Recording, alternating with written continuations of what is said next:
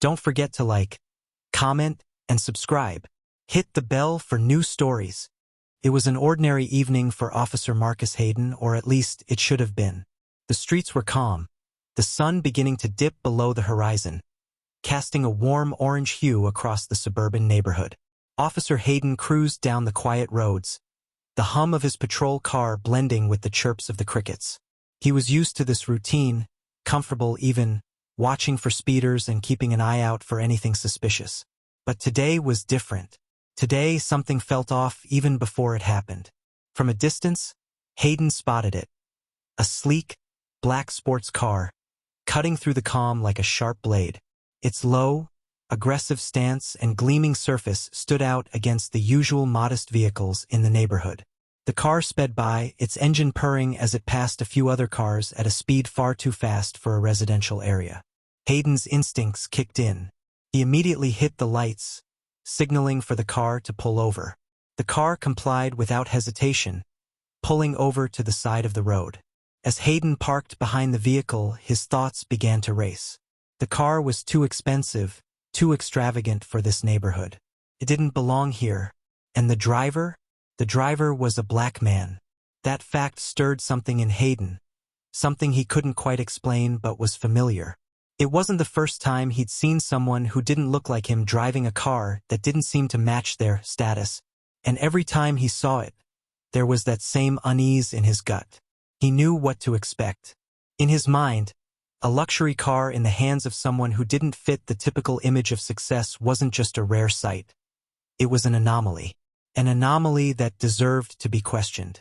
Officer Hayden, though he would never openly admit it, was a man full of assumptions. Years of seeing patterns, some real, others imagined, had shaped his worldview.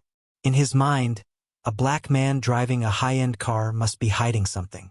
Maybe he was involved in something illegal, maybe a street hustler with connections. Maybe he wasn't even supposed to have the car at all. The possibilities filled his mind.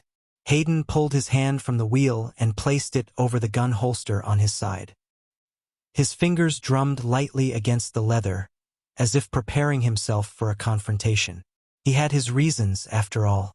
No one had ever questioned his actions, not when the streets were full of people like him, people who had earned their place.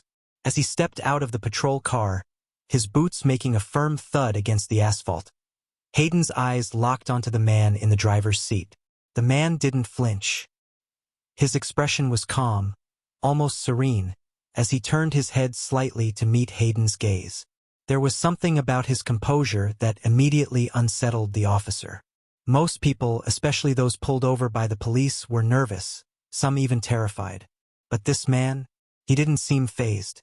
It made Hayden's instincts flare even more. He approached the car, his flashlight flicking on, casting harsh light into the driver's face.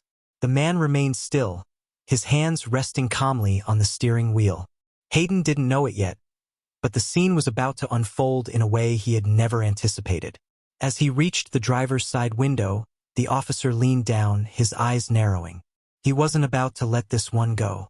Evening, Hayden started, his voice clipped, controlled. "Can I see your license and registration?" The man nodded and calmly began reaching for the glove compartment. Hayden, not wanting to appear unprepared, took a step back, his hand still hovering near his side. It was more out of habit than anything else, but his mind was already racing. What was this guy hiding? The man handed over the paperwork without any sign of trouble. But Hayden wasn't satisfied. Something about the man's calm demeanor, the way he held himself, made him want to dig deeper. The officer's suspicions grew, fueled by years of experience and assumptions he had never questioned. His next question would set the tone for what was about to come. "Nice car you got here," Hayden said, his words dripping with skepticism. "What do you do for a living?" The man didn't flinch. He simply smiled, almost as if he had been expecting this question. "I'm a surgeon," he said, his voice calm, unwavering. The initial confrontation. The words hung in the air for a moment. "I'm a surgeon." Hayden didn't quite know how to process them. His mind, already clouded with judgment and assumptions, seemed to freeze for a split second. The man didn't look like a surgeon. Hell, he didn't look like any professional Hayden had ever met. He didn't have the typical demeanor, no press suit or briefcase. He didn't even seem to be flustered by the officer's sudden intrusion into his evening. A surgeon? Hayden couldn't wrap his mind around it. The car. The man. It didn't match up. His gut told him there was something else going on here. Surgeon? Hayden repeated, his voice incredulous. You don't look like one. The man's smile didn't waver. I assure you I am. I've been practicing for over a decade. Hayden's eyes narrowed, his suspicion growing. He had seen the way the man had spoken. So calm, so collected. It wasn't how people usually reacted when they were pulled over, especially in such an expensive car. Most people were either defensive or apologetic, but this man, he didn't seem to care about the interaction at all. The officer took a step back, trying to figure out where this was going. He wasn't one to back down. His job was to ensure the safety of the streets, even if that meant questioning anyone who didn't fit the norms. It wasn't about being racist, at least not in Hayden's mind. It was about being vigilant, being cautious. The officer's gaze shifted to the car again, as if hoping it would provide some clue, some reason why a black man, a surgeon no less, would be driving such a vehicle in this part of town. Hayden cleared his throat, his eyes never leaving the man. A surgeon? Huh? That's an interesting profession. But I still don't understand what you're doing here. With that car especially. The man didn't flinch at the officer's comment. Instead, he calmly leaned back in his seat and let out a small sigh. I live around here. My office is about 10 miles away, and I had a late surgery. I wanted to clear my head on the drive back. Hayden wasn't convinced. He had dealt with his fair share of criminals, and there was something about the man's story that didn't sit right with him. His gut told him this was all a facade, a mask to cover up something more sinister. There was no way a man like this could simply be driving a luxury car in this area without any ulterior motive. You're telling me you're just driving around in this car? Hayden's voice was firm, tinged with disbelief. That doesn't sound right to me. The man met his eyes directly, no hint of fear or discomfort in his gaze. That's exactly what I'm telling you.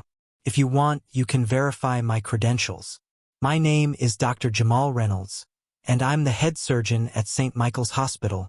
For a brief moment, Hayden considered asking for verification, but something stopped him. Was he willing to go that far? Would he really put the man through that just because of his own preconceived notions? Something deep inside Hayden, something almost primal, resisted that idea. Instead, he looked at the man, his mind now racing with questions. How could someone who was apparently well-respected in his field choose to live this way? Why was he so calm? Was there more to this than just a random encounter? The tension in the air grew thicker with each passing second. So, you're a surgeon, Hayden repeated, a strange edge to his voice. And yet you don't have the typical surgeon vibe. Don't you think you stand out a bit in this part of town? Dr. Reynolds seemed unfazed by the comment. In fact, there was a flicker of amusement in his eyes. I've never really cared for the typical vibe. People like to make assumptions based on appearances, but it's never been my style.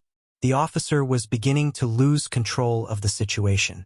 His gut told him that this conversation was slipping away from him, but he couldn't bring himself to end it. There was something captivating about the calmness in the man's demeanor, something that made him question his own actions. You really expect me to believe you? Hayden said, his voice dropping into a tone of suspicion. Dr. Reynolds smiled faintly. I don't expect you to believe anything, officer. But the truth doesn't change. Hayden's mind spun. He wanted to believe him, but the cop inside him couldn't let go of the need to dig deeper, to find something wrong. And as he stood there, face to face with this man, the officer realized that everything he had believed in, everything he had thought about people like Dr. Reynolds, was being challenged. The silence between them stretched on for what felt like forever.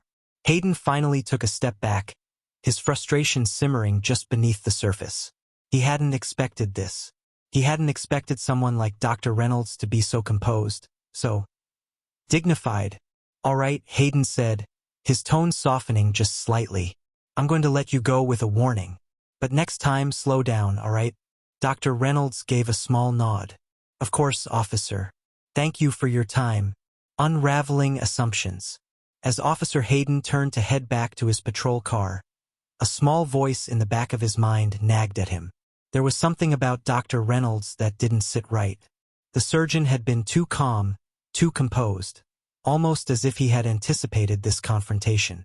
Hayden couldn't shake the feeling that he had missed something important. He glanced back at the luxury car, now in the rearview mirror of his mind. The man's smooth, confident demeanor was a stark contrast to the tension that had simmered between them just moments ago. What was really going on here? Was he just another man trying to escape the stereotypes? Or was there something deeper at play? As Hayden walked back to his patrol car, he reluctantly found himself contemplating the man's story. A surgeon, the head surgeon, no less. He had made it clear, and something about the way he said it, the quiet, undeniable truth in his voice, made the officer stop in his tracks. Head surgeon at St. Michael's Hospital. Hayden muttered the words under his breath, the weight of them making him pause for a moment. He had never heard of St. Michael's, but he knew it was one of the top hospitals in the city, known for its world-class medical team and high standards. For a second, the officer felt a pang of doubt creeping into his thoughts. What if Dr. Reynolds was telling the truth? His instincts fought against it. Hayden had spent years building his career on knowing people's stories before they even spoke, on recognizing patterns and reading body language. But this man, Dr. Reynolds, was a mystery. He didn't fit the mold Hayden had built in his head, and that was starting to eat away at the officer's confidence. Still, the officer couldn't let go of the idea that something wasn't right. The car, the man's unflinching confidence. It all felt out of place. He needed more answers, and there was no way he was going to just let it go. A thought struck Hayden. Maybe he should look up Dr. Reynolds, find out what he could. After all, if this man was really a surgeon, he wouldn't be hiding anything. And surely, if someone was truly important, they'd be easy to track down.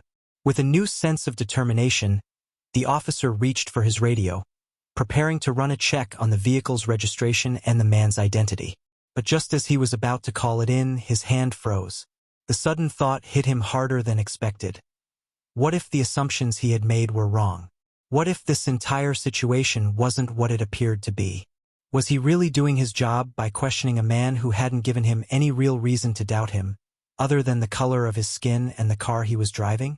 A sharp breath escaped Hayden as he turned back toward Dr. Reynolds. He had to confront him again. He couldn't just let this go without exploring it further. The officer had always believed in following his instincts, but now he realized that his instincts were clouded by something darker, something he had ignored for far too long. Dr. Reynolds was still in the car, patiently waiting, his hands resting on the wheel. The calmness hadn't left his face. Hayden walked over again, this time his steps more hesitant, more deliberate. His pride was on the line now, his profession, his sense of duty. But in that moment it was something deeper, something personal that weighed on him. "I'm sorry," Hayden started, his voice softer than before, "but I need to ask you a few more questions. I need to know more about you, about what you do." Dr. Reynolds raised an eyebrow but didn't seem surprised. He didn't even appear irritated, which was an odd reaction considering the circumstances. Instead, he simply nodded. "Go ahead, officer. I'll answer whatever you need. Why a luxury car? Why drive through here? I mean, it's not exactly typical, is it?" Hayden stammered, his words rushing out, betraying his growing frustration. Dr. Reynolds let out a short chuckle, a sound that was oddly warm and disarming. "Because, officer, I've worked hard for it. I've spent years building my career, saving money, and investing in my future. I drive this car because I can. Why shouldn't I? Because of how I look." He leaned forward slightly, his eyes steady and calm, never wavering. "You can question my choices all you want, but you'll have to learn to accept that I've earned every right to make them. My success isn't an illusion." Hayden swallowed hard, the weight of the man's words settling heavily on him. For the first time, he wondered if he had been looking at this all wrong. Was he so blinded by his own assumptions that he couldn't see the truth? What if the man really was just an ordinary surgeon, doing his best to live his life, free from the judgment of others. Dr. Reynolds studied him quietly, waiting for Hayden's response, as though sensing the officer's inner conflict. "Where do you work, really?" Hayden asked quietly, almost as if he were trying to talk himself into it. "I mean, St. Michael's, it's a big name. But I've never heard of you before." The surgeon smiled again, this time with a little more warmth. "Maybe you haven't heard of me because I don't make a big deal out of my work. I do what I love. But if you want proof, I can give you my hospital credentials. But first, I want you to think about something, officer." "What's that?" Hayden asked, his voice slightly more subdued. "Before you judge me for my car or the color of my skin," Dr. Reynolds said, "I want you to ask yourself, do I really deserve your suspicion?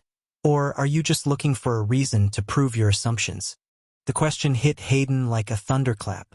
It was one thing to question someone's story, but to question his own beliefs, his own biases, it was something entirely different. And in that moment, Officer Marcus Hayden realized that he was the one who needed to change, not Dr. Reynolds. Confronting the mirror. The air around Officer Hayden seemed to thicken as Dr. Reynolds' words echoed in his mind. The question the surgeon had posed wasn't just rhetorical. It had pierced through the officer's armor, cracking his firmly held beliefs. Hayden had always considered himself a man of integrity, someone who followed the law and enforced it with fairness.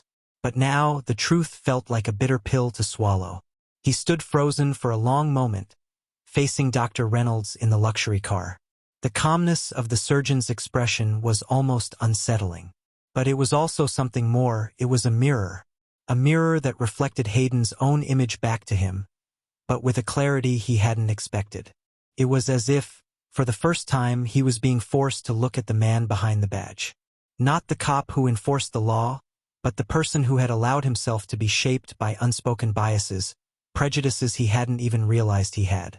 The thought swirled in Hayden's mind like a storm, his conscience warring with his pride. How many times had he made snap judgments about people, based on their appearance, their background, their financial status? How many times had he seen a black man in a luxury car and assumed the worst? Wasn't that exactly what he had done with Dr. Reynolds? He wanted to deny it. He wanted to stand tall, to argue that his suspicions had been justified by the car, the suit, the stereotype.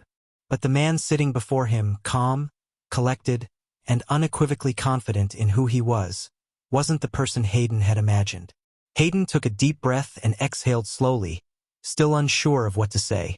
There was an ache in his chest, the weight of his own failure pressing down on him. Dr. Reynolds waited patiently, his silence an unspoken invitation to engage, to admit the truth. Hayden's pride screamed at him to maintain control of the situation, to dismiss the challenge to his authority. But deep down, he knew he couldn't keep pretending. The more he thought about it, the more he realized that this wasn't just about a traffic stop. This was about something far bigger. "You're right," Hayden muttered, barely above a whisper. "I've been wrong. All this time, I've been looking at people through a lens that I didn't even realize I was holding. I've been unfair to you, and I can't ignore that anymore." His words were raw, unpolished, but they carried the weight of something monumental. Dr. Reynolds didn't respond immediately. Instead, he simply nodded, as if he had expected this moment. His calmness wasn't arrogance, it was understanding. He had already known what Hayden needed to hear, what Hayden needed to face. "You've done something very few people are willing to do, officer," Dr. Reynolds said softly. "You've recognized your own bias. That's the first step in making it right. But it doesn't end here. You've got to actively fight it. Every day. Every time you step out there, you'll be faced with situations where your instincts will want to pull you toward judgment. But you have to remember, there's more to people than what meets the eye." The words hung in the air, and Hayden felt something shift inside him. It wasn't a dramatic, life-changing moment. No, it was more like a door opening in his mind, a path that led to a place he hadn't dared to enter before.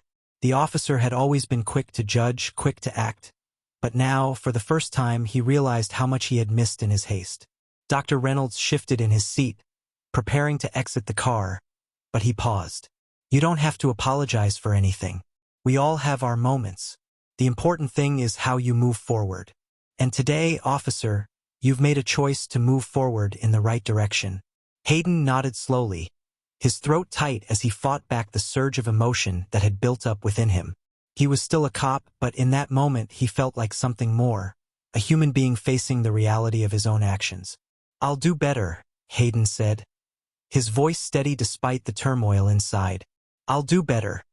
Not just for you, but for everyone I encounter." Dr. Reynolds smiled, a quiet, knowing smile. "That's all anyone can ask for." With that, Dr. Reynolds opened the door of the luxury car and stepped out. Hayden stood still for a moment, watching the surgeon as he walked away, his posture straight, confident, and undeniably dignified. The officer knew that he wouldn't forget this moment. It would stay with him, change him, push him to do better. In the back of his mind, Hayden understood that this wasn't just about one man in a luxury car. It was about all the lives he would touch from now on. The surgeon's car hummed to life, and as it pulled away from the side of the road, Hayden felt the weight of the day lift from his shoulders. He had faced the mirror and seen his own flaws. Now, it was time to make sure he never looked at the world the same way again. A new beginning. The days that followed the encounter with Dr. Reynolds marked the beginning of a new chapter for Officer Hayden. The experience had shaken him to his core, but it also provided the catalyst he needed to examine his life and his work through a different lens. Every day, as he donned his uniform, Hayden thought back to that moment, to the reflection Dr. Reynolds had forced him to see. He knew he couldn't continue in his old ways. Too much had been exposed. Too much had been realized. The first few shifts after the incident were challenging. The old instincts, the biases, the judgments, still crept into his thoughts. But now, Hayden was more aware of them, more attuned to the subtle whispers of prejudice that used to go unchecked. It wasn't easy, and there were moments when his frustrations boiled over. But Hayden had committed to change. And change, he realized, wasn't something that could be rushed. It was on one of these shifts, a few weeks after his encounter with Dr. Reynolds, that Hayden had another eye-opening experience.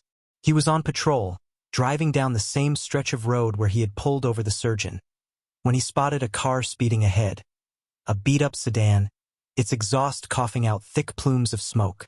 Hayden's instincts immediately screamed to pull it over, to follow the script he had always followed, to assume the worst. He hit the lights, but as the car slowed and pulled over, something clicked inside Hayden. His eyes narrowed as he approached, not with suspicion, but with curiosity. This wasn't just another traffic stop. This was a chance to put his new understanding to the test. The man in the sedan, an older, grizzled figure with unkempt hair and a long beard, rolled down his window, revealing tired eyes. Hayden noticed the frayed edges of his worn jacket, the cracks in his weathered hands. His first instinct was to think of this man as just another person in trouble, someone who had fallen through the cracks of society. But today, something was different. Today, Hayden wasn't looking at the man through the lens of his old biases. "Sir, I pulled you over because you were speeding," Hayden said, his voice calm, neutral, but with a distinct lack of the usual judgment that had once tainted his tone. The man didn't look surprised or defensive. Instead, he sighed deeply, running a hand through his hair. "I know, officer. I'm sorry. It's just, things have been hard lately." Hayden didn't respond immediately. Instead, he studied the man's face, looking beyond the surface. There was something about him, a quiet dignity in the way he spoke, a sadness that spoke to years of struggle. He wasn't just another face in a car. He was a person. "I understand," Hayden said, his voice gentler than he intended. "I'm going to let you off with a warning, but please be careful next time. It's not just about the law. It's about keeping everyone safe." The man's tired eyes softened, and a grateful smile appeared on his face. "Thank you, officer," he said, his voice thick with emotion.